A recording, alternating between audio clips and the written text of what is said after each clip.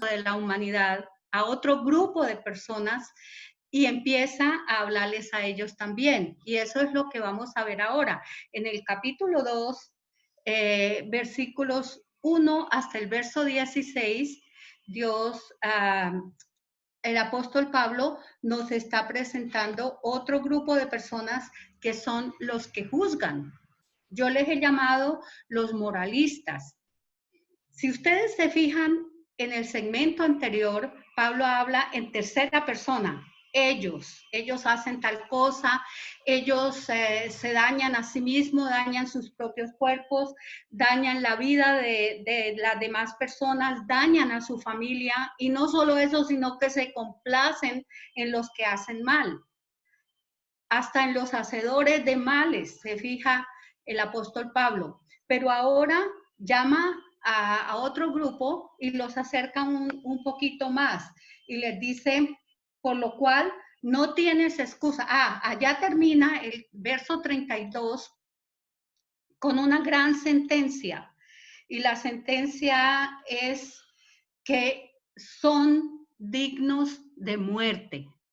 Esa sentencia que el apóstol Pablo da en el verso 32, al calificar la gravedad en que vive la humanidad, al calificarla dice son dignos de muerte, y esa sentencia continúa con ella hasta el capítulo 3, verso 20. O sea, allí termina ese gran segmento. Hasta el capítulo 3, verso 20, el apóstol Pablo arrastra esa sentencia mostrando que todos los que han pecado son dignos de muerte. Más adelante vamos a ver algunos versículos que lo enfatizan exactamente.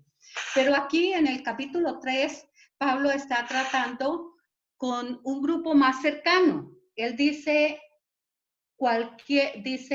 por lo cual no tienes excusa, hombre, quien quiera que seas tú que juzgas, pues al juzgar a otro, a ti mismo te condenas, porque tú que juzgas practicas las mismas cosas. Ya no está hablando en tercera persona, está hablando como a un grupo más cercano, ¿verdad? Cambia también la forma de dirigirse a esas personas. Ya no se dirigen como están así, sino tú que estás aquí cerca de mí, tú que juzgas. Y podemos decir que casi que él se está incluyendo. También cambia la metodología, porque dando sentencias solamente. Aquí empieza a dar exhortaciones muy claras a este grupo de personas, que les habla en segunda persona. Y también que este grupo de personas son personas que saben mucho de lo que es bueno y es malo. Aquí, cuando entra en el capítulo 2, ya no está hablando de los que se pasaron por la faja el hecho de que hay una conciencia del bien y el mal, que no quieren ver a Dios en ninguno de los actos de la naturaleza, que rechazan a Dios y procuran que la gente no tenga a Dios. Aquí estos saben el bien y el mal, por eso les llamo los moralistas. Y en el tiempo de Pablo había moralistas entre los griegos, grandes maestros y filósofos que enseñaban moral en aquel tiempo, y esos moralistas sabían exactamente qué era lo bueno y lo malo, y lo enseñaban, pero no lo practicaban. Y es por eso que Pablo los trae aquí y los pone en el asiento del acusado. Por lo cual no tienes excusa, oh hombre, quien quiera que seas tú que juzgas, pues a juzgar a otro, a ti mismo te condenas. Y todo hasta el verso 16 nos está hablando del juicio y nos está amonestando sobre la gravedad que tiene esta falta delante de Dios.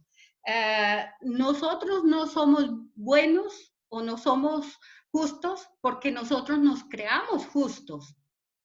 Dios es el único que puede declararnos a nosotros justos. Nosotros no podemos justificarnos a nosotros mismos. Entonces, la ética divina no tiene puntos medios. El hombre no tiene excusa, exactamente, no, la ética divina no tiene puntos medios. Quien quiera que seas, tú, el otro, el de más allá, aquel que conozco, aquel que parece tan buena persona, aquel que es un filántropo, aquel que nunca dice una cosa mal dicha, ese puede ser, cualquiera que sea. Quien juzga, tú que juzgas, estás condenándote a ti mismo porque generalmente hacemos aquello con lo cual juzgamos a los demás. Además, este tema no es un tema nuevo para el Evangelio, porque el Señor Jesucristo también habló en el Sermón de la Montaña, en el capítulo 7 de Mateo, del verso 1 dice, no juzguéis para que no seáis juzgados, porque con el juicio con que juzgas, tú serás juzgado también. Y entonces es allí donde le dice a la gente que no ve la paja del ojo ajeno porque tiene una viga tan grande en su propio ojo. Entonces proyecta solo la viga, no ve que el otro ha cometido una falta menor que la de él. Y por eso dice, no juzguen para que no seáis juzgados. Y al terminar esa exhortación, el Señor Jesucristo les llama hipócritas a los que juzgan. Y esa palabra es durísima. En griego se usaba hipócrita, era el actor de teatro. Y el actor de teatro es uno que tiene una doble manera de presentarse. Cuando está frente al público para una obra de teatro es un personaje y en su vida privada es otro personaje. Los griegos se cubrían la cara con un antifaz, se ponían unos vestidos rarísimos, estrafalarios, se ponían unos zapatos altísimos, porque como generalmente los teatros eran en una colina y la parte de abajo era donde se hacían las presentaciones, entonces para verse más altos usaban unos zapatos grandísimos que se llamaban coturnos. Y entonces estas personas eran muy diferentes presentando una obra de teatro a lo que eran en la realidad. Y esa fue la que el Señor Jesús utilizó para hablarle a los fariseos. Les decía, ustedes son actores de teatro. Y muchas veces nosotros mismos a veces actuamos como actores de teatro. Por eso en el Sermón del Monte él dice, no juzguéis para que no seáis juzgados. También en Lucas 6:37 dice, no juzguéis. Y también dice, no condenéis. Es una actitud pecaminosa y nos da dos alternativas. El pasaje en Lucas nos dice, perdonad y dad. Nosotros debemos escoger entre juzgar y condenar o entre perdonar y dar. Y tiene referencia a este mismo hecho que el apóstol Pablo toca aquí en la epístola a los romanos. Así que en medio de toda congregación, en medio de todo conglomerado humano, vamos a encontrar o que nosotros estamos siendo jueces y juzgando a los demás, o que otros están juzgando a los demás también. Así las cosas, Pablo pasa al tablero a estas personas, a estos moralistas. Deida, ¿sí? Permíteme, ¿cómo fue que dijiste? Escogemos entre perdonar y dar y juzgar, ¿y qué? En Lucas 6:37, si leemos todo el pasaje, el evangelista nos coloca, el discurso del Señor Jesús allí nos coloca entre juzgar y condenar por un lado o perdonar y dar por el otro. Y nos dice que la salida es perdonar y dar, porque es un asunto de conciencia moral. No debemos juzgar. Y en lugar de juzgar, perdonar y dar. Ve que nos pone una alternativa. Aquí este pasaje también nos pone alternativas. Vamos a mirar ahora el pasaje que tenemos allí en la pantalla, que tenemos al frente. ¿Está claro, Pilarcita? Sí, Deida, sí, gracias. Bueno, muy bien. Entonces, miremos el capítulo 1, versos 1 a 4. En ese pasaje nos presenta que el juicio de Dios, cuando nosotros juzgamos, digamos que nos ponemos en manos del juicio de Dios. Porque si nosotros juzgamos, quiere decir que somos mucho mejores de las personas a quienes estamos juzgando. Y eso es muy difícil. Muy difícil. Entonces, cuando nos presentamos ante Dios, el, el, el pasaje nos está diciendo que el juicio de Dios, para quien juzga, toca o toca. El juicio de Dios es absolutamente inevitable. Tú no tienes excusa, quien quiera que seas. Quien juzga a otro se condena a sí mismo. Entonces, el juicio de Dios es inevitable. No podemos justificarnos delante de Dios. No podemos colocarnos a nosotros mismos como el símbolo de la justicia, porque el único que tiene la autoridad para juzgar es Él. No podemos escapar, ni siquiera pensarlo. El juicio de Dios cae porque cae y es inevitable. Pues, ¿qué me invita el Señor en ese juicio? Si ustedes miran todo el pasaje, dice, o piensas esto, oh hombre, tú que condenas a los que practican tales cosas, que hacen lo mismo, que escaparás del juicio de Dios, o tienes en poco las riquezas, bondad, tolerancia y paciencia de Dios. Y a mí me encanta esa expresión, las riquezas de su bondad son más grandes que cualquier cosa. Y si yo miro al Señor y pienso en las riquezas de su bondad, ese es la vara de medir, las riquezas de la bondad de Dios para con todo ser humano. Además, dice que Él tiene bondad y tolerancia con el hombre. Entonces, no es que es un Dios que está esperando a ver quién comete la falta para caerle encima. No, es un Dios que espera largamente, que me tiene paciencia cuando yo cometo una falta, que espera que yo reconozca que he hecho lo malo.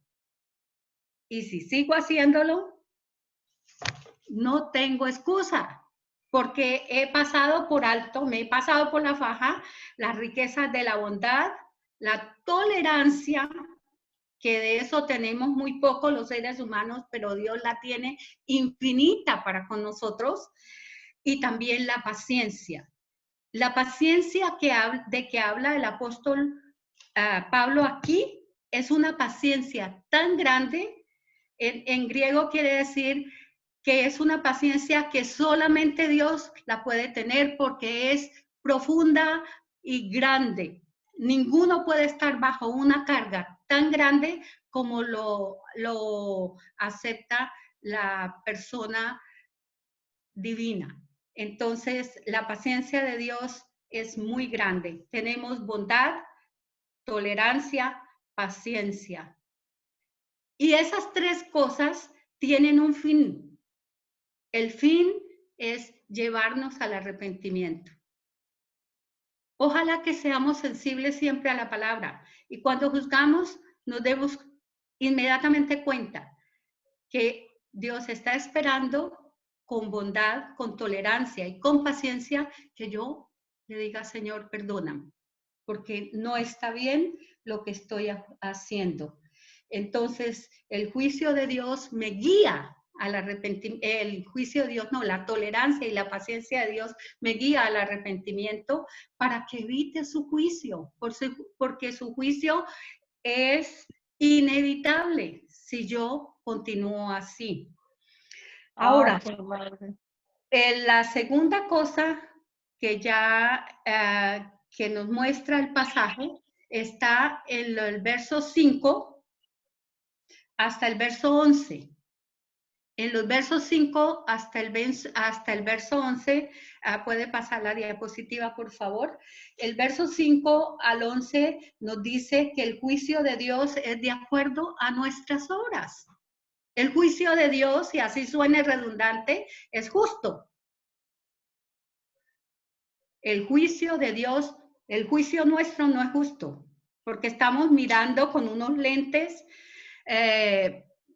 a los demás y con otros nos miramos a nosotros mismos. De eso voy a hablar ahorita. Entonces, el juicio de Dios es justo.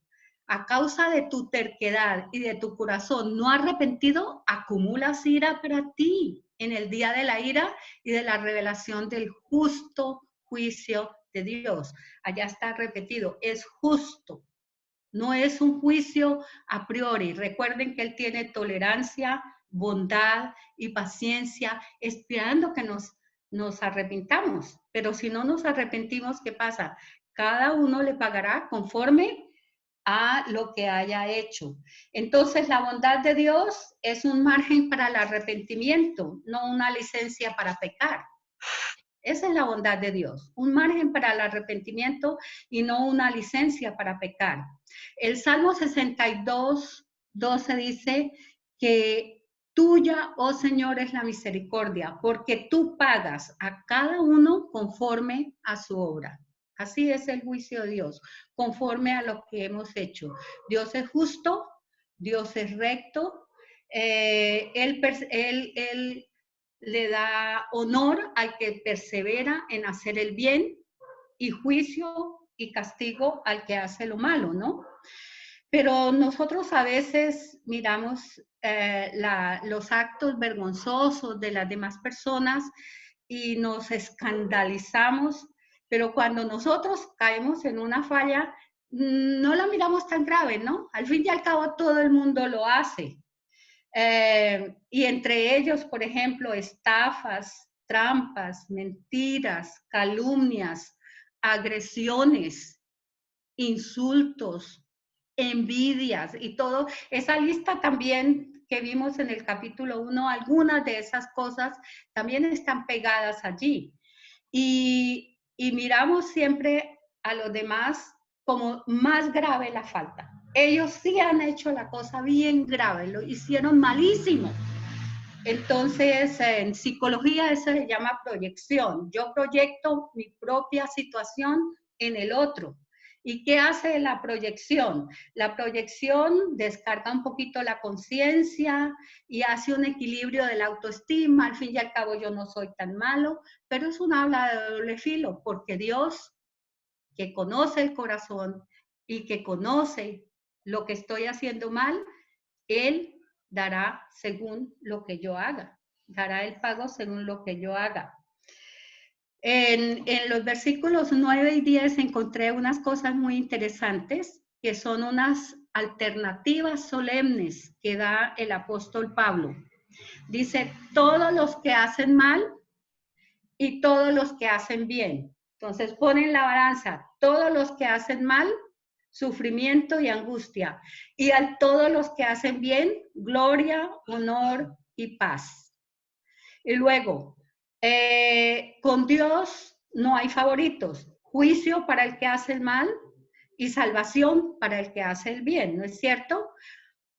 Sin excepción de personas, al judío primeramente y también al griego, y al evangélico y al no evangélico, y a quien quiera que sea, que se piensa bueno, pero está juzgando a los demás, pues allí está.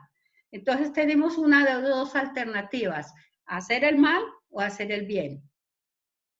Y empezar a juzgar a los demás por el mal que yo hago, como si eso no fuera nada.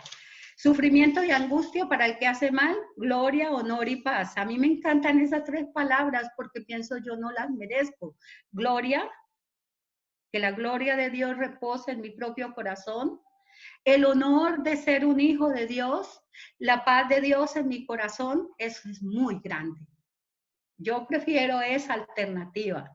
Con Dios tampoco hay favoritos. Yo no puedo sentirme favorita. Soy favorita en el sentido de que tengo la salvación, soy muy privilegiada, pero no tengo el derecho de sentirme favorita haciendo lo que no debo hacer, en ninguna manera. Entonces, noten que nosotros debemos escoger entre esas alternativas. y la gracia divina siempre es suficiente. Entonces, tenemos que el juicio de Dios es de acuerdo a las obras, y en tercer lugar, Dios no tiene favoritos. Él es imparcial. Vamos a leer la tercera parte, el tercer punto del juicio de Dios. No tiene favoritos. Dios es imparcial. Todos los que han pecado sin ley también perecerán. Me lo quito. Bajo la ley, perecerán. Y todos los que han pecado bajo la ley, por la ley serán juzgados. Porque no son los oidores de la ley los justos ante Dios, ¿cierto? Sino los que cumplen la ley, esos serán justificados. Porque cuando los gentiles que no tienen ley cumplen por instinto los dictados de la ley, no teniendo la ley, son una ley a sí mismos, ya que muestran la obra de la ley escrita en sus corazones, su conciencia dando testimonio y sus pensamientos acusándolos unas veces y otras veces defendiéndolos en el día en que, según mi evangelio, Dios juzgará los secretos de los hombres mediante Cristo Jesús. Bueno, voy a empezar allí en la última frase. Dios juzgará los secretos de los hombres. No, ni siquiera las otras personas tienen por qué saber cuál es el juicio que yo voy a tener. Eso es un asunto entre Dios y yo, o entre Dios y el que está juzgando, ¿no? Y el juicio es mediante Cristo. Perdona, allí creo que hay un errorcito de ¿cómo se dice? Digitación, es Romanos 2, del 12 al 16. Sí, señora, 2, 12 a 16. Sí, hay un errorcito de digitación ahí. Gracias.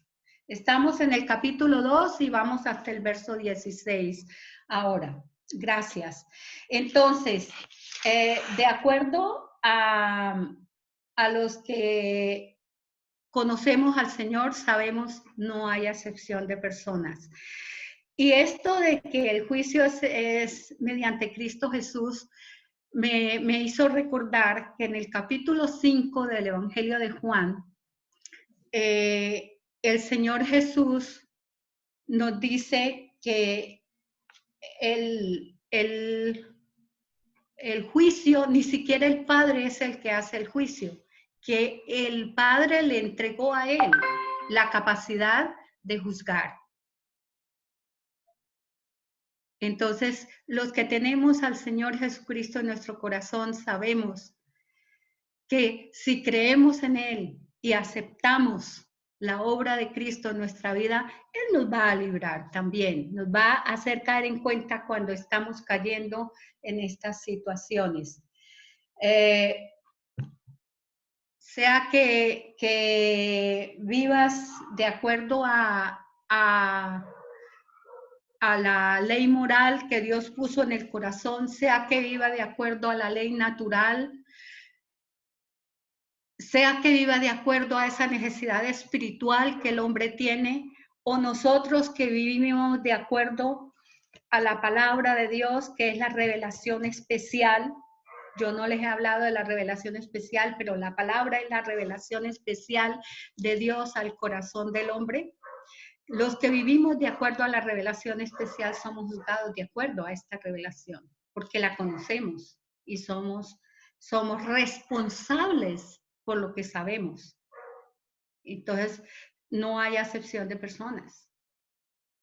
El asunto es que en mantenernos en la vida cristiana tenemos que estar siempre alerta. Y nosotros tenemos una gran ventaja en la revelación especial. Tenemos la presencia del Espíritu Santo que nos cuida, nos guarda del mal, pero también nos muestra cuando hemos fallado y nos hace sensibles al poder del pecado.